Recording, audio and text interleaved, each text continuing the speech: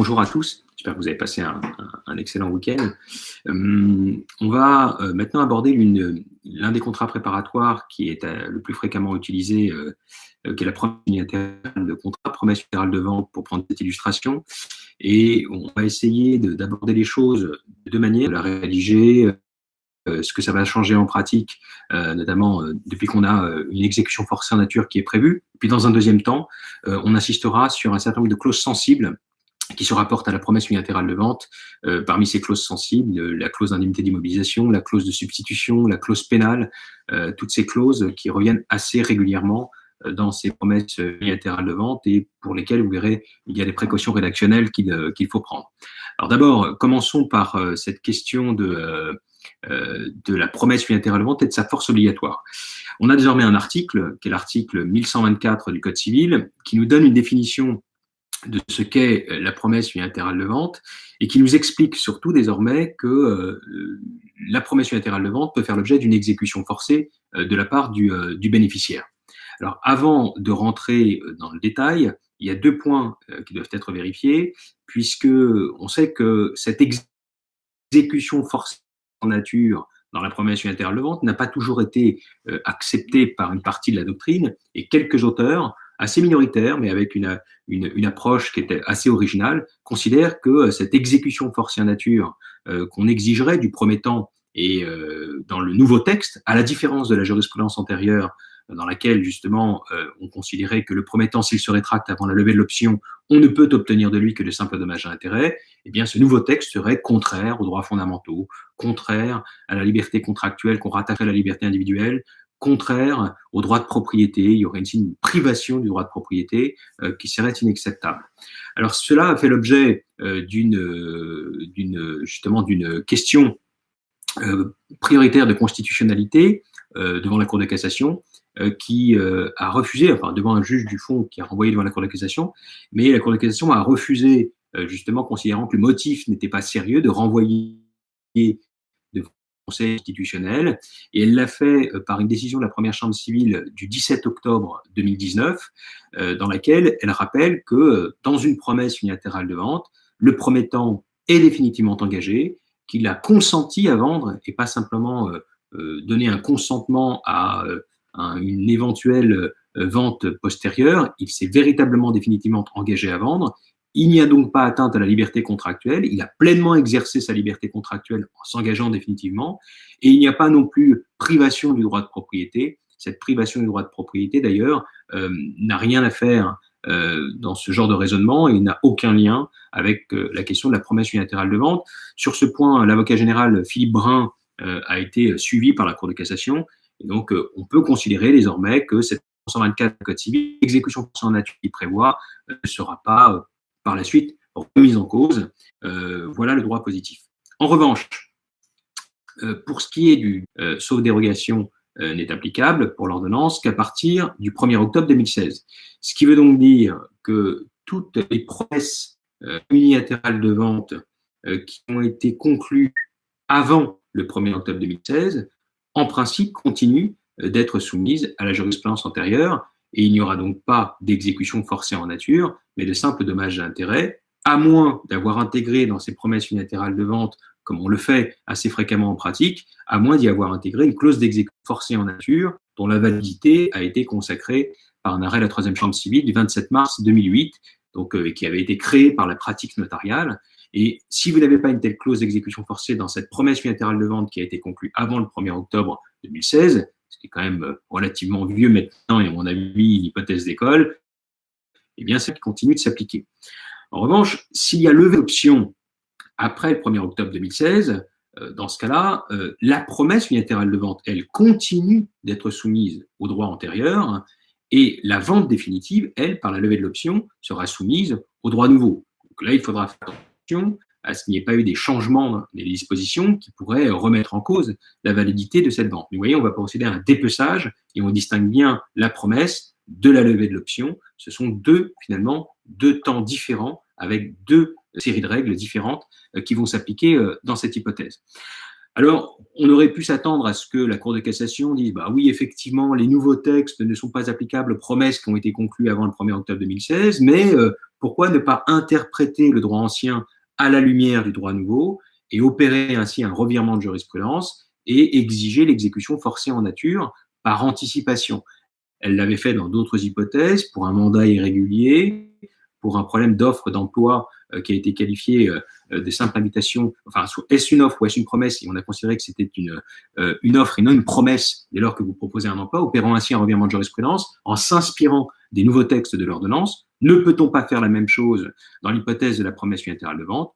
La Cour de cassation aurait pu le faire, elle ne l'a pas fait. On a un arrêt de la 3e chambre civile du 6 décembre 2018 dans lequel la Cour de cassation rappelle clairement qu'une promesse unilatérale de vente, en tout cas qui n'est pas soumise aux nouveaux droits des contrats, on ne peut obtenir du prometteur dans ce cas-là que de simples dommages d'intérêt, à moins d'avoir prévu une clause d'exécution forcée en nature, ce qui n'était pas le cas dans cette affaire du 6 décembre 2018. Alors avec l'article 1124, encore une fois, toujours de manière générale, on nous dit désormais que le bénéficiaire peut obtenir l'exécution forcée en nature. Alors c'est important en pratique, parce que ça rend particulièrement efficace une promesse unilatérale de vente, elle est même plus efficace parfois qu'une promesse dogmatique. Parce qu'imaginez que vous ayez une promesse unilatérale de vente, qu'on lève l'option par acte authentique. Donc, la levée de l'option forme la vente définitive et il faut bien entendu une quittance remise par le vendeur, mais dès lors qu'on ne voit pas le vendeur, on pourrait parfaitement confier une procuration, ce qui avait été proposé notamment par certains notaires de la Chambre de Paris, donner une procuration au notaire et qui va justement, au nom du vendeur, délivrer une quittance de paiement du prix. Et à partir de là, vous voyez comment la levée de l'option par acte authentique eh bien, est beaucoup plus efficace encore que dans une promesse cinématique de vente, puisqu'on n'a même pas besoin d'une réitération des consentements devant notaire qui supposerait la venue des deux parties pour que justement le transfert de propriété et le paiement du prix puissent être effectués. Là, c'est la seule levée de l'option par acte authentique qui produirait tous ces effets avec une quittance qui sont notaire représentant le vendeur qui est absent. Et ça permet de limiter les risques de résistance. Donc voilà une promesse unilatérale de vente qui devient particulièrement efficace par rapport à sa version passée. Alors, ce qui est intéressant dans cet article 1124, c'est d'abord de savoir si je peux rédiger une clause contraire, parce que je peux parfaitement avoir des parties qui veulent conclure une promesse unilatérale de vente, mais le promettant ne veut pas justement être tenu par l'exécution forcée en nature. Il voudrait pouvoir, en cas de rétractation avant la levée de l'option, se libérer en versant de simples dommages et intérêts. Alors certains auteurs très minoritaires ont considéré que une telle clause ne serait pas envisageable parce qu'elle viendrait remettre en cause une règle d'ordre public. Pourquoi règle d'ordre public? Parce que par le passé, il n'y avait pas une telle exécution forcée. Le fait de prendre la peine d'intégrer dans le Code civil une telle exécution forcée, là où la pratique avait trouvé un équilibre que sauf clause contraire, clause d'exécution forcée en nature, pour ces auteurs, la règle serait d'ordre public. Mais c'est une position qui n'est plus tenable aujourd'hui, notamment quand on lit les travaux préparatoires et lorsqu'on lit le rapport qui avait été remis à la suite de l'ordonnance du 10 février 2016, cette disposition de l'article 124 prévoyant l'exécution forcée en nature est une règle supplétive. Je peux donc parfaitement, en tant que rédacteur d'acte, rédiger une clause dans laquelle les parties, d'un commun accord, eh bien, décident de déroger à l'article 1124 alinéa 2 du Code civil. Par conséquent, en cas de rétractation du promettant, le bénéficiaire ne pourra obtenir de lui que de simples dommages et intérêts et ne pourra pas demander en justice l'exécution forcée en nature. Voilà de quelle manière on pourrait formuler cette clause, vous voyez, et la règle supplétive, en tout cas le caractère supplétif de la règle, n'est pas contestable. En tout cas, on tentait de faire dans des affaires des juges du fond pour exploiter la mauvaise rédaction de l'article 124 alinéa 2 pour échapper à leurs obligations. Je vous explique. Quand vous lisez l'article 124 alinéa 2, il vous dit que si le promettant se rétracte pendant le temps laissé au bénéficiaire pour lever l'option, eh bien, on considère que cette rétractation ne produit aucun effet. Mais c'est cette formule qui est ambiguë. S'il se rétracte pendant le temps laissé au bénéficiaire. Pourquoi? Parce que il est assez fréquent en pratique d'avoir des promesses unilatérales de vente avec des conditions suspensives. Et il est fréquent de dire que le délai d'option ne commencera à courir qu'à la réalisation de la dernière condition suspensive. Ce qui veut dire que vous avez une promesse unilatérale de vente avec des conditions suspensives, un délai d'option qui n'a pas commencé à courir, et on attend que l'ensemble des conditions suspensives soient réalisées pour faire partir le délai d'option.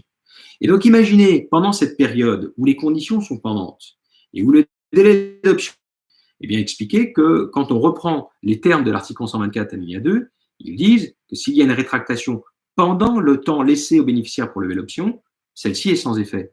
Or, ici, il s'est rétracté, non pas pendant le temps laissé au bénéficiaire pour lever l'option, mais il s'est rétracté pendant une période où le délai d'option n'avait pas encore commencé à courir, puisqu'il faut attendre la réalisation de la dernière condition suspensive pour que le délai commence à courir. Et il pourrait soutenir que dans cette hypothèse-là, l'article 124 n'est pas applicable et se libérer par le versement de simples dommages et intérêts. Il est vrai que ce n'est pas du tout l'esprit du texte, mais la lettre donne raison au premier temps. Et tant qu'il n'y a pas de jurisprudence, tant qu'il n'y a pas encore de décision sur cette question, c'est à vous d'anticiper sur cette incertitude. Et vous devez donc peut-être, dans l'acte, rajouter une clause qui précise que l'article 124, alinéa 2 du Code civil prévoit donc l'exécution forcée et que cette exécution forcée est de droit, y compris dans l'hypothèse où les conditions sont pendantes et où le délai d'option n'a pas encore commencé à courir. Ce qui permet ici de maintenir une clause d'exécution forcée en nature en insistant sur le fait qu'elle joue tant pendant la période où le délai d'option est en train de courir qu'en dehors de la période où le délai n'a pas encore commencé à courir, mais où les conditions suspensives sont pendantes. Si vous êtes dans ce cas de figure, mieux vaut prendre cette précaution en attendant de voir ce que la jurisprudence va donner, parce qu'on a déjà quelques affaires devant les juges du fond où certains avocats invoquent cet argument de texte pour essayer de faire échapper le promettant à l'exécution forcée en nature et pour justement réduire son obligation au paiement de simples dommages et intérêts.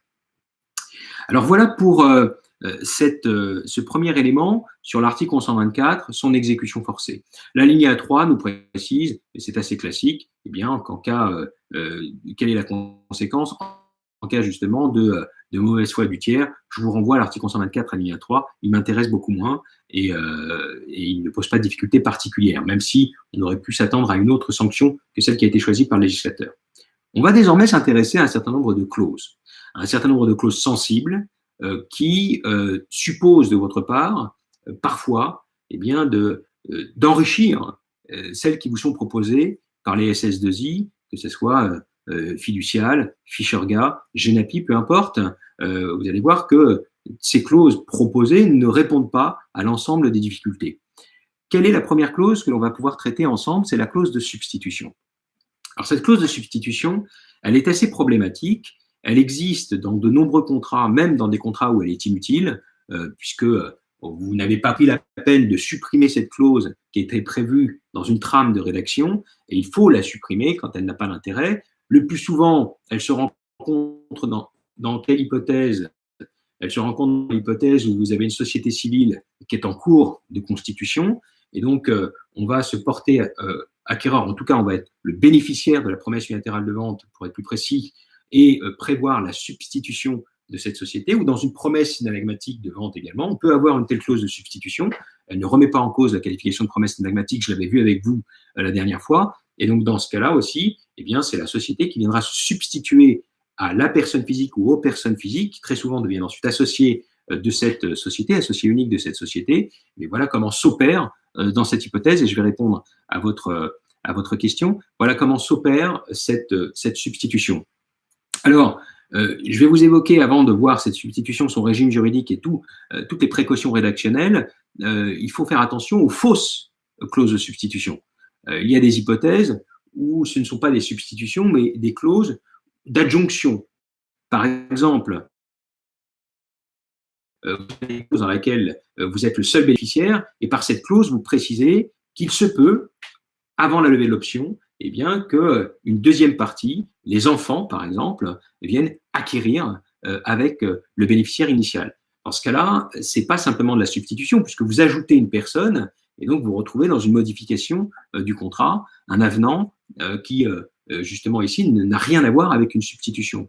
Et on peut avoir même une modification de l'objet. Vous vous portez acquéreur en plein propriétaire, et vous prévoyez par une clause la possibilité que les enfants se joignent au bénéficiaire initial, et finalement le bénéficiaire initial n'aurait que l'usufruit et les enfants la nue propriété. Là, vous modifiez l'objet même, la nature même de la promesse, et on est dans un avenant qui modifie substantiellement et qui vient se substituer au contrat, on n'est pas dans l'hypothèse d'une substitution pure et simple. Vous êtes dans un cas de figure ici qui ressemblerait peut-être à une novation de contrat ou à d'autres opérations de ce type, mais vous ne pouvez pas ici y voir une substitution. Donc faites très attention à ne pas parler de substitution dans ce type d'hypothèse où j'ajoute une personne, où je modifie l'objet même des droits qui vont être acquis, puisque là, vous opérez par cet avenant une modification substantielle du contrat qui opère novation.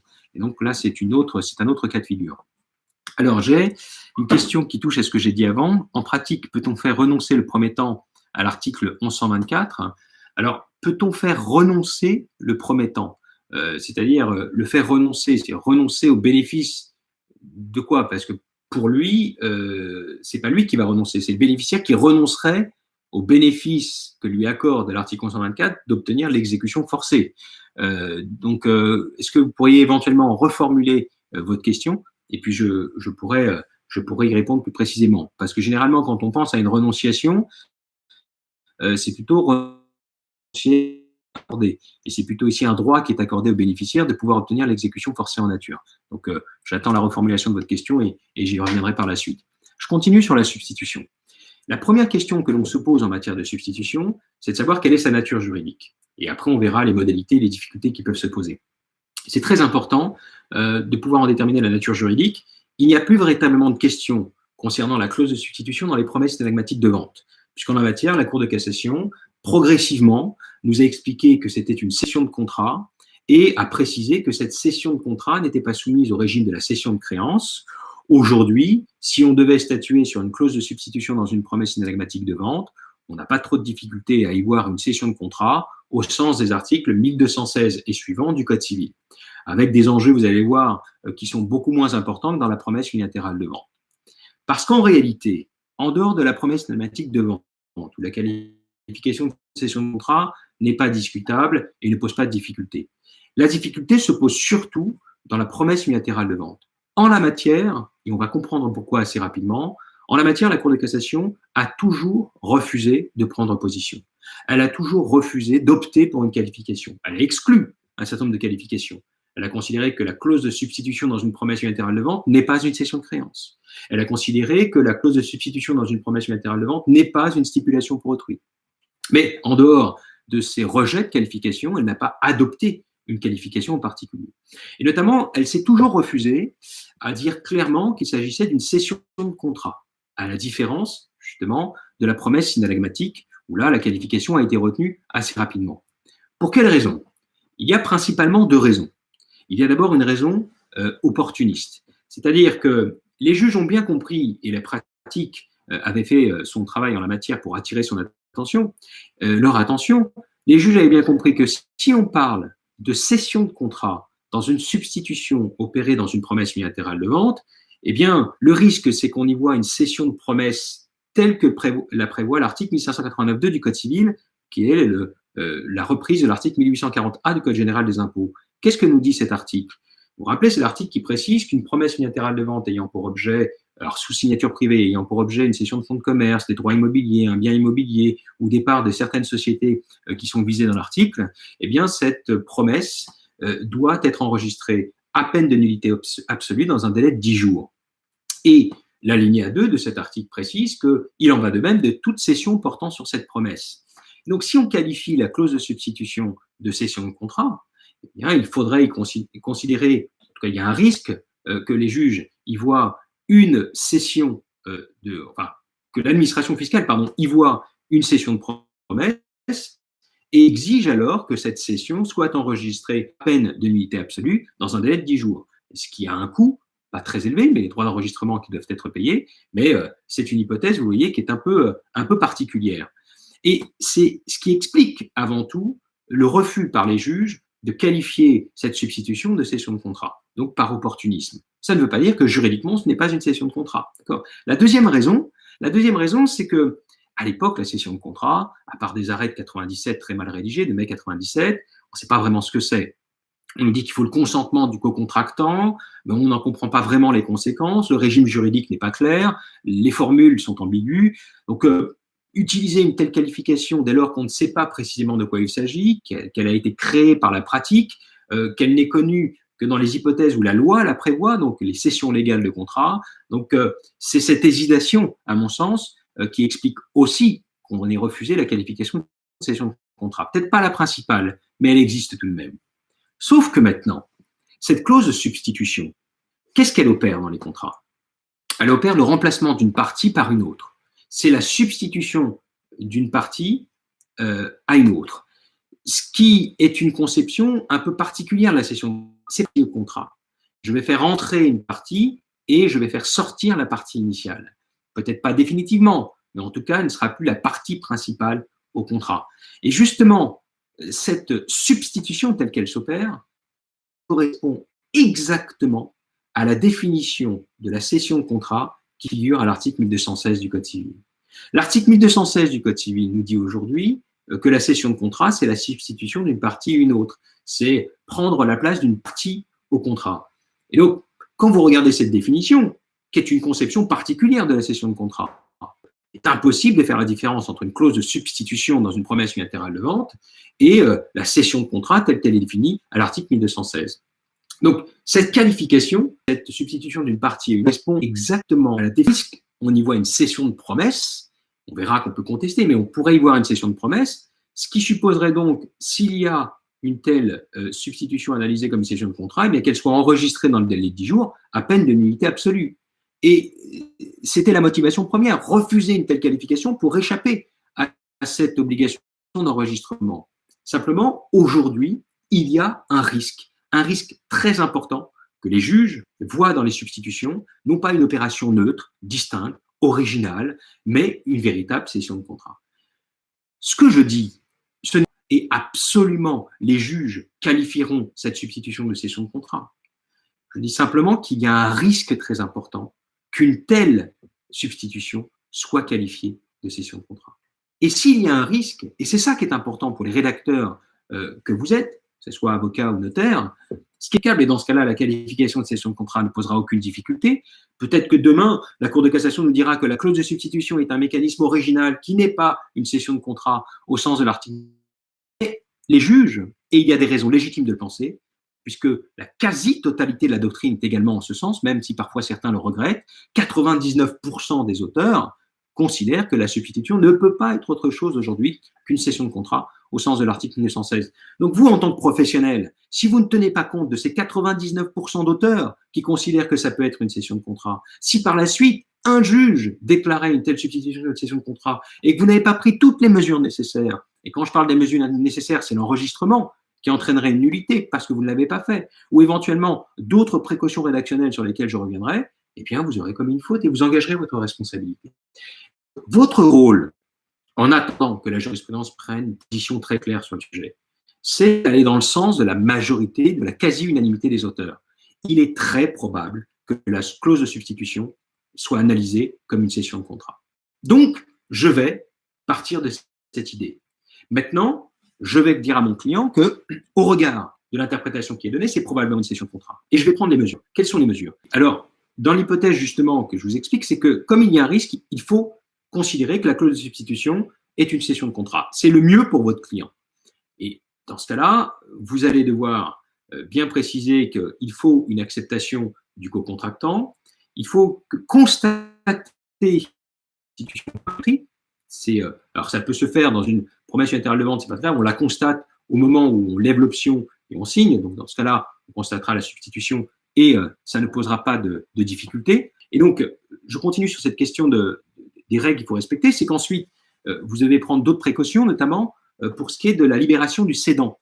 Le cédant, en principe, nous dit le texte, va être tenu des dettes passées et également, il va être solidairement tenu des dettes futures. Ça, c'est le principe.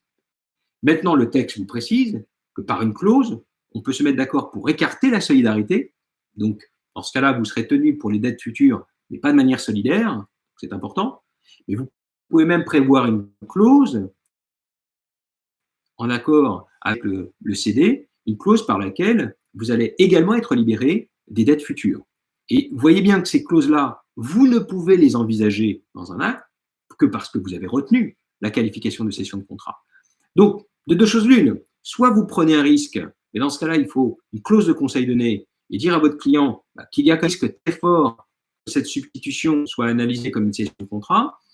C'est possible si vraiment votre client insiste, mais c'est quand même pas un bon choix. Soit vous optez directement pour la qualification de cession de contrat en attendant que la jurisprudence prenne une position très claire. Et dans ce cas-là, vous en tirez toutes les conséquences. Vous vérifiez bien que les clauses ont écarté la solidarité, éventuellement que les dettes futures, eh bien, le cédant n'est plus tenu avec l'accord du cédé. Et puis, pour les dettes passées, en revanche, pour cette hypothèse, il faudra un mécanisme particulier, notamment celle de la cession de dette, par exemple, mais vous ne pourrez pas, par une simple cause, être libéré des dettes passées. Il faudra respecter certains mécanismes, comme éventuellement la délégation ou la cession de dette, en fonction du régime juridique qui vous convient le mieux. Mais quant à l'enregistrement, puisque c'est ce qui est le nerf de la guerre, eh bien, vous avez soit la possibilité de procéder à la rédaction d'une promesse unilatérale de vente authentique, c'est qu'on devrait d'ailleurs encourager. Dans ce cas-là, vous n'êtes plus dans le champ d'application de l'article 889.2, et de la même façon, lorsque vous allez avoir su le délai de 10 jours s'écouler, vous concluez une promesse unilatérale de vente, donc avec la possibilité d'une substitution, et le jour de la signature, vous allez opérer de la manière suivante. Vous allez d'abord opérer la substitution dans cet ordre, sinon ce n'est plus une substitution dans une promesse unilatérale de vente.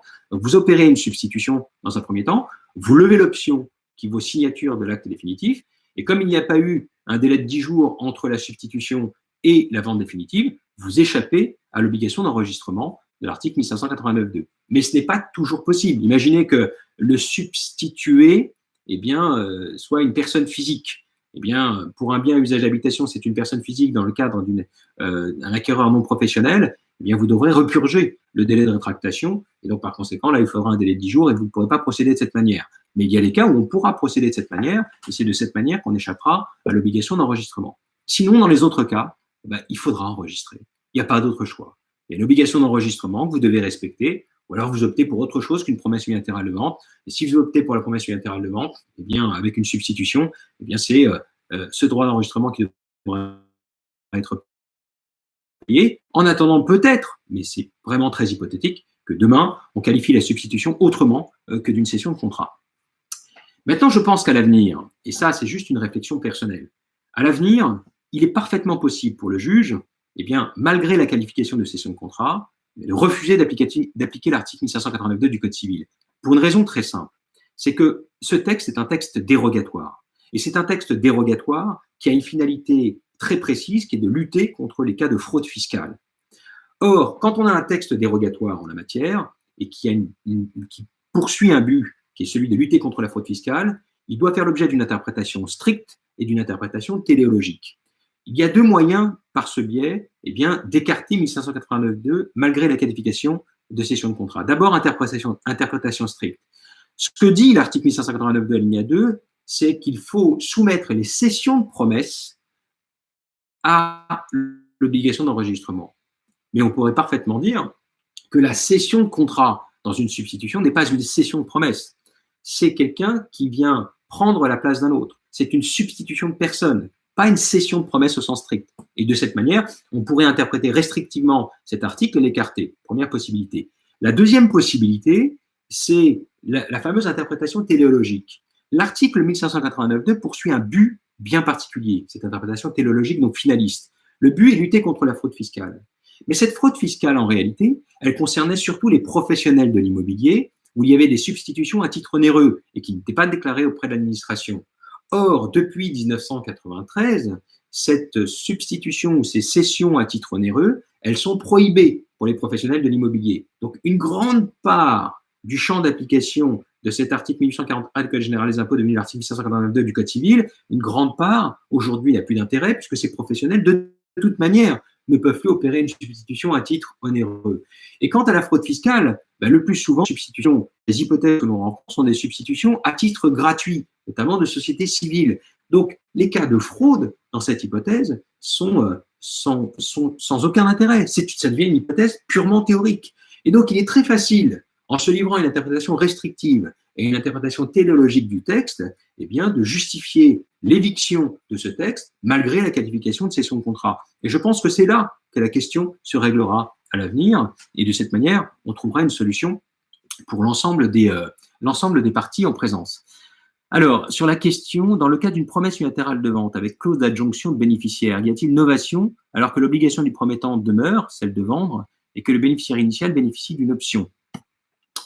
En tout cas, vous ne pouvez pas considérer, dans ce cas-là, dans l'hypothèse où vous avez deux acquéreurs qui vont devenir propriétaires en indivision d'un bien, donc il y a une novation de contrat, on ne peut pas considérer qu'au regard du promettant, il va avoir deux débiteurs au lieu d'un seul, pour ce qui est du paiement du prix, éventuellement. On va surtout avoir deux acquéreurs qui vont acquérir un bien avec un régime juridique de l'indivision qui n'est pas celui de la pleine propriété. Donc, on a ici un nouveau contrat et la qualification de novation qui ne se présume pas, mais qui peut être tacite.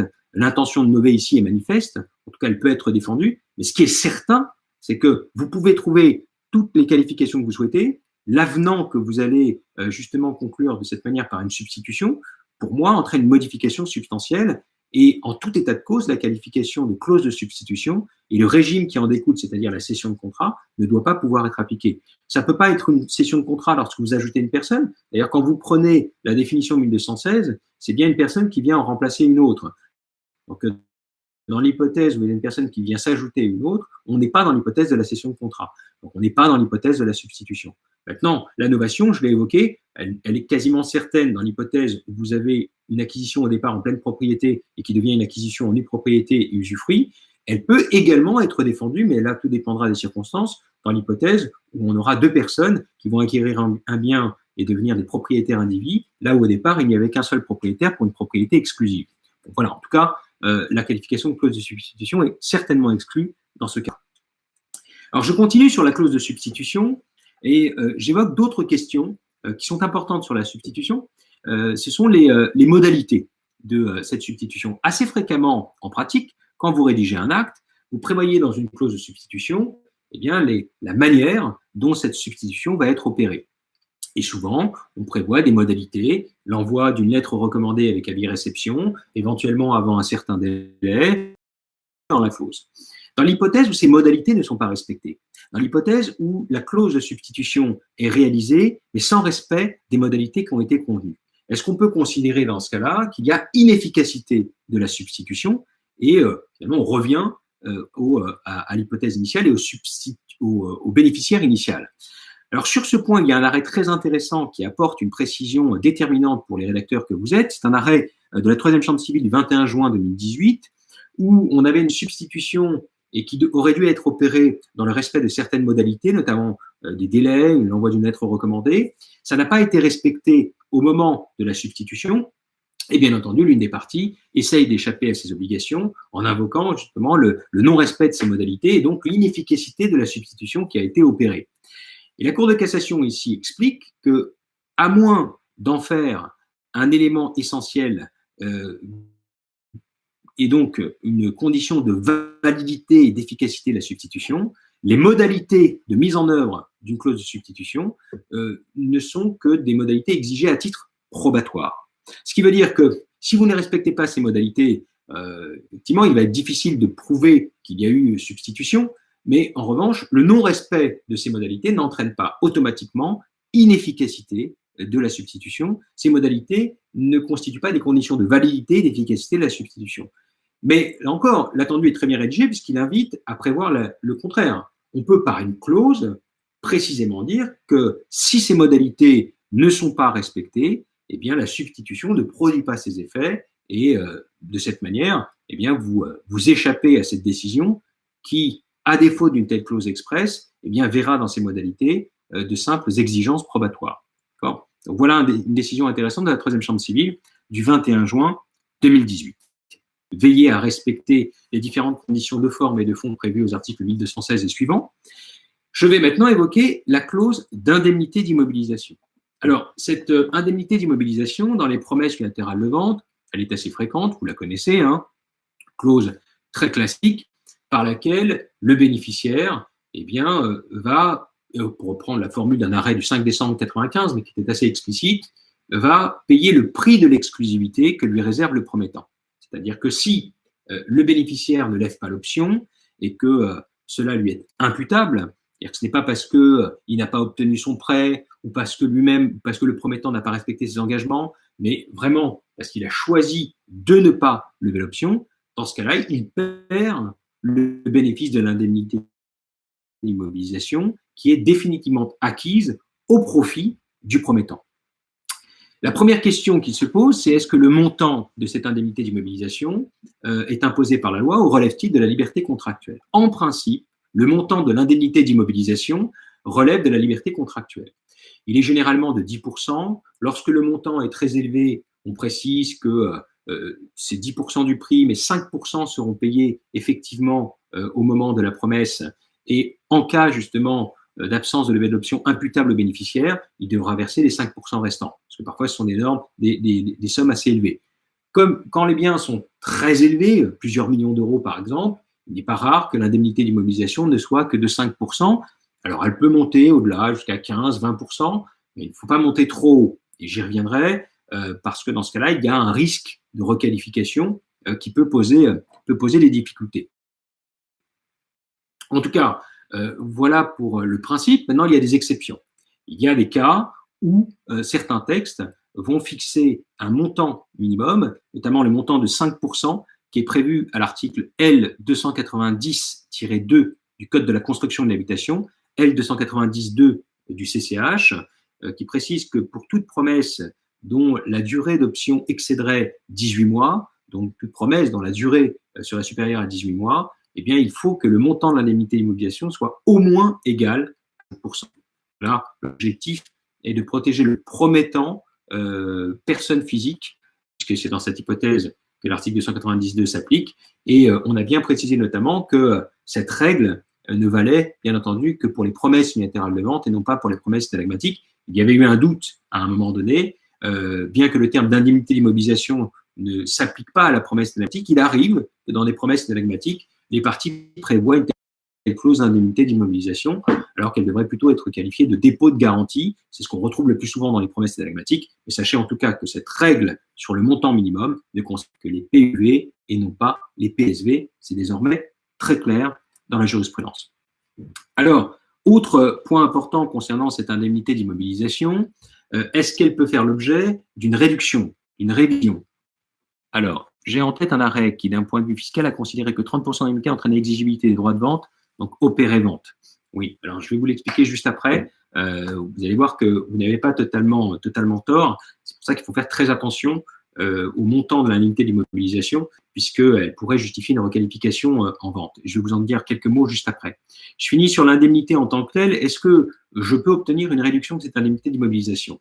On a essayé de le faire en qualifiant cette clause d'indemnité d'immobilisation finalement de clause pénale, parce que d'une certaine manière, si je dois verser une telle indemnité, promet toujours été rejeté, et c'est normal, parce que dans une clause pénale, il y a un montant forfaitaire qui est prévu pour inciter un contractant à s'exécuter, c'est l'effet combinatoire, et un effet punitif, on le punit en versant une telle somme forfaitaire indépendamment du préjudice causé, dans l'hypothèse où il n'a pas exécuté ses obligations. Or, dans une promesse unilatérale de vente, par définition, le bénéficiaire a un droit potestatif de lever l'option, il n'a pas d'obligation. Et le fait de ne pas lever l'option n'est pas l'inexécution d'une obligation. Donc, on ne raisonne pas en termes d'obligation. La qualification de clause pénale ne peut pas être retenue et n'a jamais été retenue en tant que telle par la Cour de cassation. Mais n'a-t-on pas des hypothèses où l'indemnité d'immobilisation pourrait éventuellement être révisée? On a un cas, un arrêt qu'on cite assez fréquemment, mais tout ça dépend de la manière dont vous avez rédigé la clause. En tout cas, faites très attention à la manière dont elle a pu être rédigée par un de vos confrères ou à la manière dont vous voudriez la rédiger pour bénéficier de cet arrêt. C'est un arrêt de la troisième chambre civile du 5 décembre 1984. Et dans cet arrêt du 5 décembre 1984, vous aviez un montant de l'indemnité qui avait été calculé par jour d'immobilisation. Et on avait prévu, par exemple, 30 jours, un délai d'option de 30 jours avec 1000 francs, à l'époque c'était des francs, 1000 francs par jour d'immobilisation. Donc ça faisait 30 000 francs. Mais la clause avait été rédigée de cette manière. C'est qu'on avait clairement dit que le montant correspondait à un jour d'immobilisation avec une durée totale de 30 jours. Et dans cette hypothèse précise, l'arrêt du 5 décembre 84 précise qu'il est possible, dans ce cas de figure, d'obtenir une réduction pro rata temporis. Dans l'hypothèse, par exemple, où le bénéficiaire renonce à lever l'option 5 jours plus tard, eh bien, il suffisait de calculer 5 jours pour 1 000 euros, 5 000 francs à l'époque, 5 000 francs, et à partir de là, le reste devait être restitué. Mais cette réduction pro rata temporis, elle n'est possible que si le calcul de l'indemnité d'immobilisation a pris en considération justement eh bien, ces jours d'immobilisation et qui correspondaient à un montant particulier. En revanche, si c'est un pourcentage, 5 ou 10%, eh bien, cet arrêt n'est pas applicable et vous ne pourrez pas obtenir une réduction pro rata temporis. Vous pourrez essayer, mais ce n'est pas l'arrêt qui le dit. Lui prévoit une hypothèse où le calcul était tel que je vous l'avais présenté tout à l'heure. Alors, maintenant, évoquons cette question justement du montant de l'indemnité d'immobilisation qui pourrait entraîner une requalification. Et vous avez évoqué VM, Véronique sûrement, hein, vous avez dit, j'ai en tête un arrêt qui d'un point de vue fiscal a considéré que 30% d'indemnité entraînait exigibilité des droits de vente, donc opérer vente. Oui, parce que les droits en matière fiscale, dès lors que vous avez une vente qui vaut vente, eh bien, vous devez, vous êtes exigible de cette somme, et surtout au moment de l'entrée en possession, mais là c'est encore autre chose, et donc du transfert de propriété qui sera pris en considération. Mais en prenant votre exemple, je vais adopter une vision plus large et votre hypothèse rentrera dans ma réflexion. En principe, ce qui caractérise une promesse unilatérale de vente, c'est qu'il y a une personne qui s'est définitivement engagée, que le promettant, promesse de vente, promesse d'achat, peu importe, hein, il s'est définitivement engagé, et le bénéficiaire dispose d'une option. Et cette option est un droit potestatif qu'il peut exercer sans avoir à se justifier, il peut l'exercer ou ne pas l'exercer, cela relève de la liberté contractuelle. Un droit de créance potestatif, c'était la formule utilisée par Mallory et Henness lorsqu'ils qualifiaient justement ce droit d'option. Alors, justement, dans l'hypothèse d'une indemnité d'immobilisation, l'existence de cette indemnité, certains qui voulaient échapper, je vous l'avais déjà expliqué, à la qualification, à la nullité absolue, pardon, à défaut d'enregistrement dans un délai de 10 jours, essayaient de défendre l'idée que l'existence d'une indemnité d'immobilisation montrait bien qu'il y avait du côté du bénéficiaire une obligation et du côté du promettant une obligation de vendre, qu'il y avait donc réciprocité des obligations, requalification en promesse flegmatique, et on échappait ainsi à l'article 1589 du Code civil, 1840A du Code général des impôts à l'époque.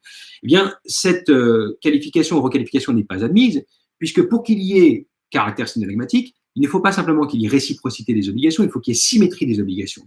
Il faut qu'à l'obligation de vendre du promettant réponde une obligation d'acheter du bénéficiaire. Or, lorsque vous avez une indemnité d'immobilisation de 5 ou 10%, ou même 15 ou 20%, eh bien, la liberté du bénéficiaire, au regard de ses capacités financières, tout ça supposera également une appréciation de concreto, mais on peut considérer dans cette hypothèse-là qu'il n'y a pas d'obligation d'acheter à la charge du bénéficiaire qui dispose encore d'une liberté.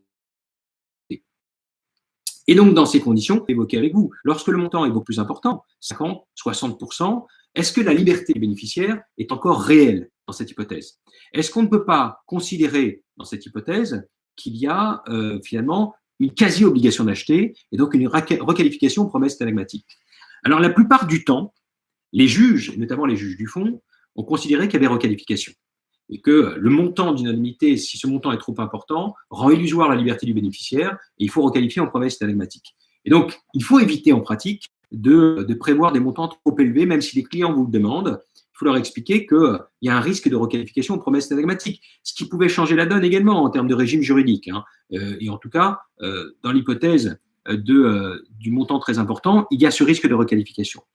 Maintenant, il est vrai qu'il y a un arrêt de la troisième chambre civile du 1er décembre 2010, que j'avais déjà évoqué, qui est un arrêt qui n'est pas un arrêt d'espèce, hein, c'est un arrêt qui est publié avec une ordure rédigée de manière assez générale, dans lequel il est clairement dit que le montant, finalement, n'a pas d'importance. Il faut surtout rechercher la volonté des parties. Et si les parties ont clairement manifesté leur volonté, eh bien, d'une promesse unilatérale, peu importe le montant important de l'indemnité d'immobilisation. Et cette affaire était assez caractéristique, mais je l'ai déjà vu avec vous. C'est l'hypothèse d'une personne qui conclut une promesse unilatérale de vente alors qu'elle est en instance de divorce. En tant que bénéficiaire, il ne veut absolument pas que ce soit une promesse synalagmatique parce que sinon, le bien devra être partagé avec sa future ex-épouse. Donc, il préfère une promesse unilatérale de vente, mais en même temps, le promettant, lui, veut être sûr qu'il s'engage, donc demande une indemnité d'immobilisation de près de 90% du prix. Finalement, la levée de l'option est opérée après le prononcé du divorce. Donc, la vente est conclue après le divorce et la propriété appartient exclusivement à l'acquéreur en raison justement de ce mécanisme. Mais le montant étant très important, plusieurs années après, au moment où on va liquider la succession de l'ex-épouse, eh bien, les enfants font valoir que le bien aurait dû faire partie, en partie en tout cas, du patrimoine de leur mère, et par conséquent, ils demandent à ce qu'on requalifie cette promesse unilatérale en promesse anagmatique en raison de l'importance du montant de l'indemnité d'immobilisation. Mais la Cour de cassation n'a pas retenu une telle qualification, peut-être par opportunisme, je n'en sais rien. En tout cas, dans son attendu, il est très clair qu'elle considère que ce qu'il faut faire, c'est retenir ce qu'ont voulu les parties et pas simplement le montant de l'indemnité. Ils ont voulu manifestement une promesse unilatérale pour justement ne pas acquérir pendant l'instance de divorce. Et donc, il faut respecter la prévisibilité des parties, la volonté des parties. Vous voyez, c'est un arrêt qui est très intéressant. Néanmoins, en pratique, je ne me fierai pas uniquement à cet arrêt. Je pense qu'il faut d'abord dire à son client qu'il ne faut pas un montant trop élevé, parce qu'il y a un vrai risque de requalification. Il y a un vrai risque également de requalification auprès de l'administration fiscale, qui, elle, a sa propre façon d'appréhender les opérations juridiques et les opérations de droit civil. Donc ça, le risque est réel. Maintenant, comme cet arrêt nous dit que ça ne suffit pas pour entraîner la requalification, vous pouvez dire à votre client, il y a un risque, clause de conseil donnée. Si vous voulez le faire, on l'a déjà admis, sauf que ça reste un arrêt isolé, que c'est une opération assez originale. Mais bon, si vous le faites, au moins vous aurez rédigé cette clause de conseil donné, puisque l'arrêt finalement donne raison à votre client. Mais en même temps, insistez bien pour que ce type de montant ne soit pas trop élevé, parce qu'il y a un véritable risque, aussi bien sur le plan civil que sur le plan fiscal. Quand j'évoque maintenant l'indemnité d'immobilisation, il y a aussi une jurisprudence récurrente qui insiste bien sur le fait que la restitution de l'indemnité d'immobilisation, qui peut être obtenue dans l'hypothèse où c'est le promettant lui-même qui ne va pas au bout du processus contractuel, dans l'hypothèse où une condition suspensive d'obtention d'un permis de construire, d'obtention d'un prêt, finalement, n'a pas été réalisée et entraîne caducité de la promesse, dans ce cas-là, l'indemnité d'immobilisation doit être restituée. Mais qui peut demander la restitution de cette indemnité? Et la Cour de cassation sur ce point insiste, c'est nécessairement le bénéficiaire et personne d'autre. Non pas celui qui a payé l'indemnité, mais celui qui est bénéficiaire au moment où il la réclame.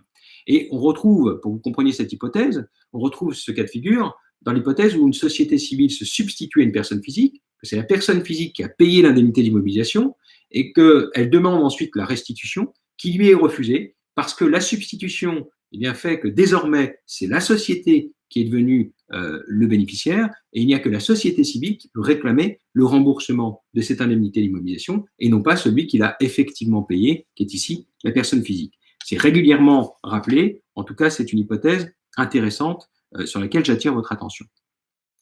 Alors continuons sur les clauses sensibles et toujours au regard des clauses particulières, il y a la clause pénale que vous connaissez bien.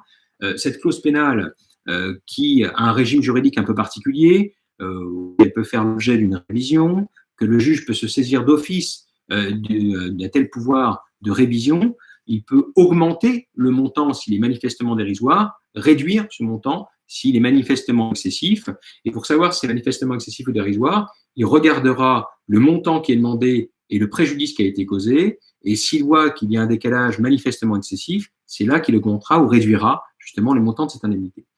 Il faut voir que dans la clause pénale, il y a deux formes de clause pénale. La clause pénale moratoire, une pénalité qui va être justement prononcée dans l'hypothèse où il y a un retard dans l'exécution et qui peut être finalement une sorte de clause d'astreinte conventionnelle, si vous voulez, qui permet d'inciter le co-contractant à s'exécuter. Et il y a la clause pénale de mauvaise exécution ou inexécution. Sachez que ces délais qui ne sont pas respectés, beaucoup s'en inquiètent actuellement, notamment en matière notariale, en raison justement du coronavirus et du confinement. Il y a de nombreux délais qui sont en cours. Les délais de réflexion qui ont commencé à courir même après le 12 mars, période de confinement. Donc délai de réflexion, délai de rétractation, ou encore délai en matière d'urbanisme, délai de recours, les dates butoirs pour la réalisation des conditions suspensives, ou des clauses de déchéance, des clauses pénales, des clauses résolutoires qui pourraient produire leurs effets, qui ont été mises en œuvre avec des délais qui doivent être respectés. Eh bien, ne vous inquiétez pas. Ne vous inquiétez pas, il y a une ordonnance qui est en cours de préparation. La loi a été votée hier et aujourd'hui, les ordonnances sont en cours de préparation. Et l'ordonnance prévoit notamment dans un article 1, 2 et 3 sur lesquels je reviendrai, même 4 et 5 de cette ordonnance spécifique sur les entreprises et les opérations économiques, où il est prévu qu'il y aura une suspension de tous les délais à partir du 12 mars. À partir du 12 mars, si vous avez des délais qui ont commencé à courir ou des délais qui auraient pu commencer à courir, eh bien, il va y avoir une suspension. Et cette suspension, finalement, prendra fin un mois après la fin de cette période d'urgence. Donc, ça laisse quand même pas mal de liberté, ça permet de respirer un peu, ce qui veut dire que si vous avez un délai de réflexion qui a commencé à courir, et qu'il a commencé à courir, par exemple, je sais pas moi, vous l'avez fait courir le 10 mars et qu'on arrive au 12 mars, il est suspendu et il ne reprendra qu'un mois après la fin des mesures d'urgence. Donc, ça vaut pour les clauses de déchéance, les clauses d'astreinte, les clauses pénales, les clauses résolutoires. Ça vaut même pour certaines conventions qui arrivent à terme. Tous ces termes-là, suspensifs ou extinctifs, vont être reportés dans le temps grâce à cette ordonnance. Donc, n'ayez pas d'inquiétude. Il est vrai que beaucoup, aujourd'hui, dans les études, se demandent comment on va appréhender ces différentes clauses. Alors, j'aurai l'occasion de voir avec vous, dans une séance particulière, force majeure, imprévision et pratiques notariales, et voir quelles sont ces différentes techniques qui peuvent être utilisées et quels sont les textes sur un plan macro-juridique qui ont été pris par le législateur et qui vont vous permettre de respirer un peu au regard des différents actes qui ont été instrumentés, différentes promesses qui ont été rédigées par vos soins. En tout cas, c'est un point sur lequel je reviendrai. Alors justement, pour cette question de la clause pénale, on la retrouve assez fréquemment, notamment pour accompagner une condition suspensive, parce que le but est d'inciter celui qui va demander un permis de construire ou un prêt, inciter à respecter cette condition suspensive. Et dans l'hypothèse, justement, où il serait tenté de faire échouer cette condition suspensive, la clause pénale permettrait de le décourager de le faire, effet combinatoire, et s'il le fait, si cet échec lui est imputable, eh bien de punir celui qui est à l'origine de l'échec de la condition suspensive. On peut les retrouver on l'a vu dans les pourparlers, quand vous avez un protocole pour introduire une telle clause pénale. On a souvent une clause pénale dans les promesses cinématiques de vente. Très souvent, on ne va pas demander l'exécution forcée qui va immobiliser le bien et prendre trop de temps, et on préfère tout simplement mettre en œuvre la clause pénale et obtenir ce montant qui très souvent, en plus, est garanti par ce fameux dépôt de garantie qui permet d'avoir la somme à sa disposition. On la retrouve également dans les promesses unilatérales de vente. Enfin, tout ça est assez fréquent dans les actes que vous instrumentez. Alors, voyons quelques questions. D'abord, imaginons que le contrat fasse l'objet d'une résolution. Imaginons que la promesse thématique de vente, par exemple, pour prendre cette hypothèse, ou la promesse unilatérale, imaginons qu'il y a un problème de résolution du contrat. La question qui se pose, c'est est-ce que la résolution du contrat prive d'efficacité la clause pénale? Non, la jurisprudence l'avait déjà dit auparavant, et au regard du nouvel article 1230 du Code civil qui précise que toutes les clauses qui sont destinées à produire leur effet en cas de résolution continuent de produire leur effet, on peut y intégrer sans aucun doute la clause pénale. Donc la résolution du contrat, par la mise en œuvre d'une clause résolutoire, par la résolution judiciaire ou par une rupture unilatérale hors le juge, eh bien, dans tous les cas, la clause pénale pourra continuer à produire ses effets. Également, autre question qui se pose, est-ce que je peux à la fois mettre en œuvre une clause pénale et en même temps solliciter une sanction de droit commun, c'est-à-dire par exemple l'exécution forcée en nature? Alors c'est une question qui s'était posée pour la promesse unilatérale de vente. On avait une promesse unilatérale de vente dans un cas avec une clause d'exécution forcée. Le promettant se rétracte et donc il tente de se rétracter. Donc non seulement dans cette hypothèse, le bénéficiaire veut demander l'exécution possible de faire valoir les deux, c'est-à-dire à la fois la clause pénale et l'exécution forcée. Selon toute logique, oui, parce que la clause pénale, elle est là pour punir un mauvais comportement, cette tentative de rétractation. L'exécution forcée, elle est là pour obtenir l'exécution du contrat et elle se rattache à la force obligatoire. Eh bien, dans un arrêt du 14 mai 2013, cela avait été retenu. C'est un arrêt qui est assez, il n'y avait pas d'autre, et c'est l'un des rares à accepter qu'on puisse obtenir dans une promesse unilatérale de vente avec une clause d'exécution forcée, en tout cas, l'exécution forcée et la mise en œuvre de la clause pénale. Eh bien, désormais, c'est une règle qui peut être généralisée, puisqu'on a un arrêt de la 3e chambre civile du 14 février 2019. Je vous donne le numéro de pourvoi parce que c'est un arrêt qui est très important, arrêt de principe avec une formule très générale, 14 février 2665, 31 665 qui précise qu'on peut combiner la clause pénale avec une sanction de droit commun. Donc, je peux parfaitement opter pour une clause pénale et l'exception d'inexécution. Je peux obtenir une réduction éventuellement du prix pour une exécution imparfaite et mettre en œuvre la clause pénale. Je peux demander la résolution et la mise en clause pénale, dommage et intérêt pour la réparation du préjudice et éventuellement la clause pénale pour la punition, l'exécution forcée et la mise en œuvre de la clause pénale. Tout ça, en théorie, est parfaitement envisageable. Toujours au regard de cette question de la clause pénale, c'est de savoir si la clause de dédit, ça revient assez fréquemment, peut être analysée comme une clause pénale. La clause de dédit, c'est une clause par laquelle je vais acheter le droit de me retirer du contrat. Donc, c'est très particulier, hein, je vais m'octroyer le pouvoir de mettre fin au contrat en payant.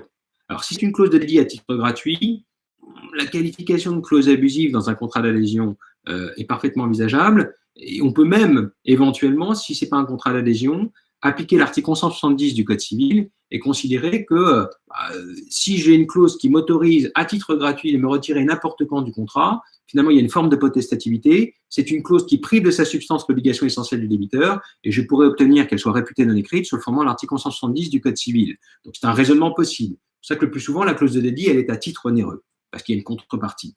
Et à titre onéreux, elle n'a rien à voir avec une clause pénale parce que la raison d'être de la clause de dédit, c'est d'acheter le droit de se retirer.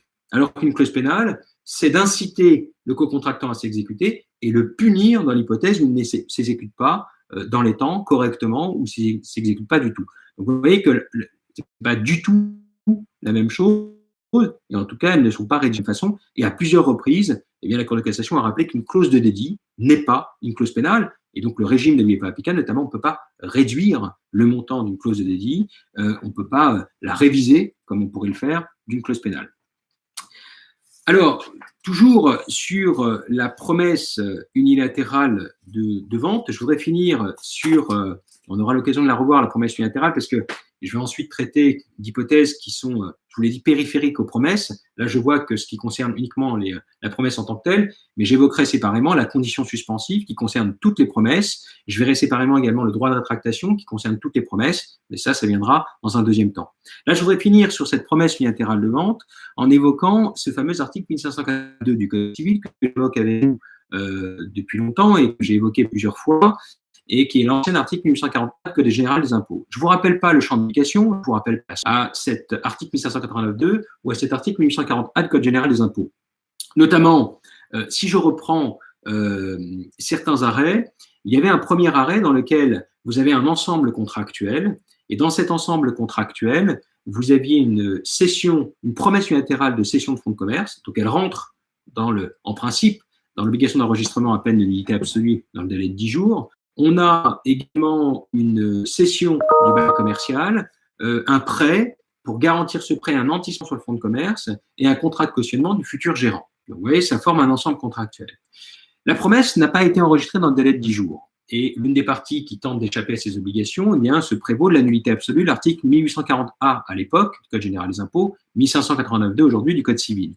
Et la Cour de cassation va raisonner de la manière suivante. Elle considère que cette promesse, finalement, faisant partie d'un ensemble contractuel, elle avait un lien de dépendance nécessaire, elle est très importante, un lien de dépendance nécessaire avec l'ensemble des contrats, et donc elle avait perdu son autonomie, et en perdant son autonomie, tout en restant une promesse unilatérale, attention, on n'a pas dit qu'à requalification, promesse télématique, elle reste une promesse unilatérale, mais faisant partie de cet ensemble, et étant liée à cet ensemble par un lien de dépendance nécessaire, elle perd son autonomie, et n'est plus soumise à l'article 1589.2. Ce qui vous fait penser à ce que je disais tout à l'heure, c'est que cet article 1589.2 est une règle dérogatoire, il faut l'interpréter de manière restrictive, il faut également l'interpréter de manière théorique. De manière restrictive et théologique, fiscal tel qu'on voulait l'éviter par le biais de l'article 1589.2, 1840 du Code général des impôts, n'est pas justifié ici. Et voilà pourquoi le juge trouve un moyen d'écarter cet article. Je vous dis ça pour ce que je disais tout à l'heure sur la clause de substitution, et qu'on pourrait parfaitement écarter la clause de substitution avec un raisonnement de ce type qui a interprété de manière restrictive l'article 1589.2. Autre hypothèse où on va raisonner de cette manière, on avait une vente entre une collectivité territoriale et un promoteur immobilier, ça tourne mal, différents procès, et en cours de procès une transaction. Transaction dans laquelle la commune promet unilatéralement de vendre un terrain, donc soumise en principe à l'enregistrement, et le promoteur promet en contrepartie une rétrocession de certains locaux après construction. C'est assez fréquent. Mais la commune va là aussi vouloir échapper à la transaction en évoquant la nullité de la promesse, puisque s'agissant d'une promesse unilatérale de vente portant sur un bien immobilier, elle aurait dû être enregistrée dans le délai de 10 jours, ce n'est pas le cas, donc nullité absolue.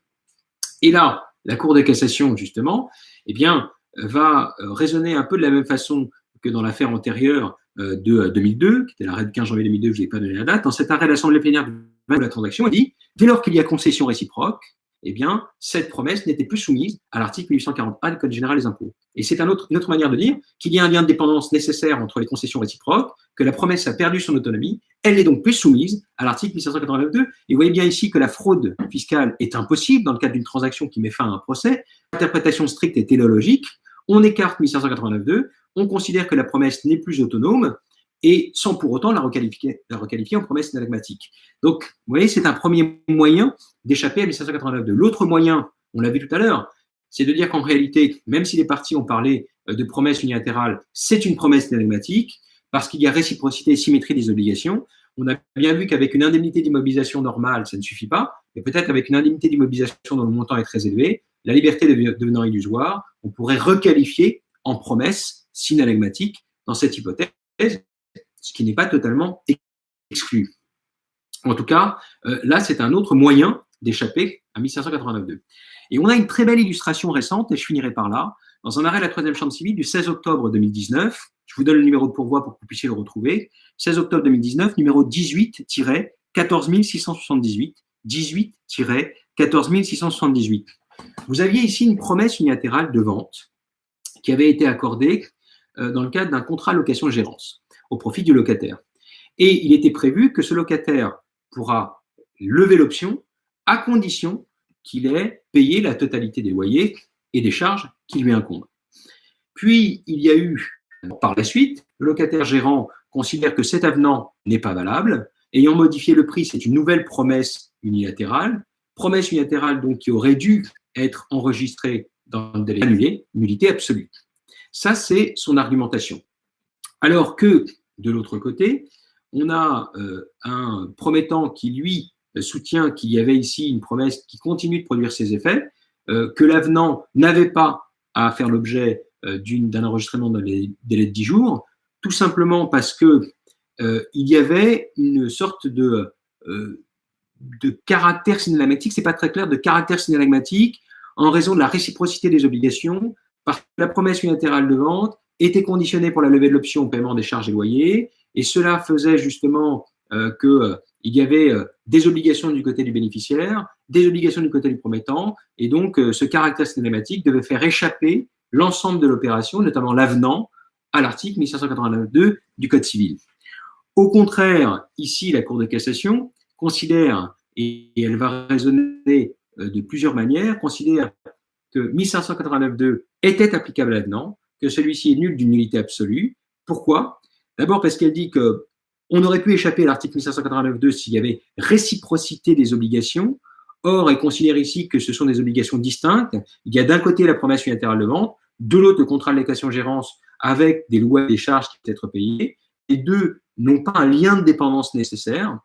Et donc, elle mélange un peu les deux. Elle nous dit qu'à la fois, finalement, la promesse unilatérale n'a pas, enfin l'avenant qui vaut promesse unilatérale n'a pas perdu son autonomie par rapport aux loyers et charges qui étaient exigés ou auxquels on conditionnait le droit d'option. En même temps, ces loyers et charges ne suffisaient pas pour valoir obligation réciproque et entraîner requalification en promesse synalagmatique.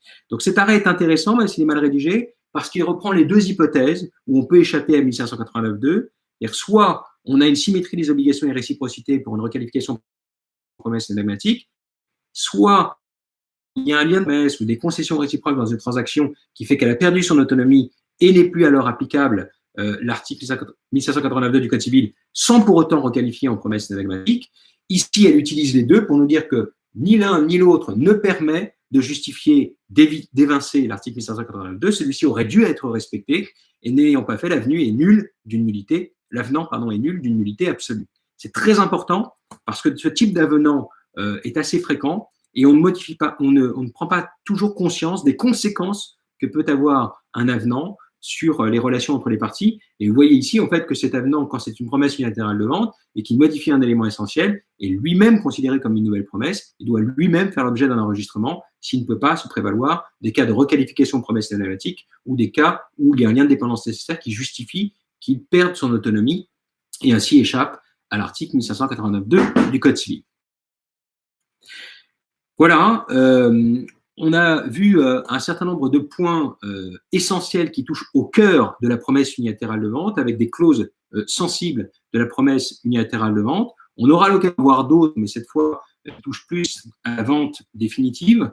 Ce qu'on va faire justement la prochaine fois, c'est faire la même chose avec la promesse thématique de vente, voir des questions qui touchent au cœur même de la promesse thématique de vente. Et une fois que nous aurons fini cela, on dira quelques mots de la promesse de portefort et du contrat de réservation, et on enchaînera sur toutes ces questions périphériques aux promesses, notamment la condition suspensive, où je prendrai du temps pour vous expliquer les différentes précautions rédactionnelles, et puis également le droit de rétractation ou d'aide réflexion de l'article 271.1, qui continue encore aujourd'hui de poser un certain nombre de difficultés. En attendant, eh bien, je vous souhaite bon courage pour cette journée supplémentaire de confinement et de télétravail pour certains d'entre vous. Et n'oubliez pas, restez chez vous pour vous protéger et pour protéger également les personnes les plus vulnérables. Je vous remercie de votre attention. À très bientôt et bonne journée. Au revoir.